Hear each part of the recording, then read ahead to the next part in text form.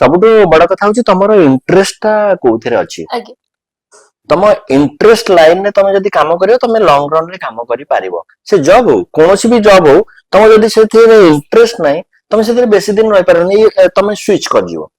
ତମର ଯଦି ଇଣ୍ଟରେଷ୍ଟ ଅଛି ତମର ଯଦି ସେଟାରେ କମ ବି ମିଳୁଛି କି କଣ ମାନେ ଖାଲି ଆୱାର୍ଡ ମିଳୁଛି ପଇସା ମିଳୁନି ତାହେଲେ ବି ତମେ ପଢିକି ରହିବ।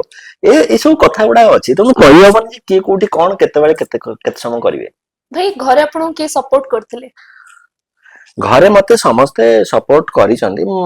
ବାପା ପ୍ରଥମ ପ୍ରଥମ ଟିକେ ସପୋର୍ଟ କରୁନଥିଲେ। ବାପାଙ୍କର ଇଚ୍ଛା ଯେ ପିଲା ଆମର ବଡ ହଉ, ପିଲା ଆମର ଭଲ ଚାକିରି କରୁ। ଆଜ୍ଞା ସବୁ ବାପାଙ୍କର ମୁଣ୍ଡରେ ଥାଏ ଯେ ମୋ ପିଲାଟା ଦିନେ ଗୋଟେ ବଡ ଲୋକ ହବ, ମୋର ସିଏ ଗୋଟେ ଭଲ ହୁଁ ଚାକିରି କରିବ, ନିଶ୍ଚିତ ଭଲ ରୋଜଗାର କରିବ।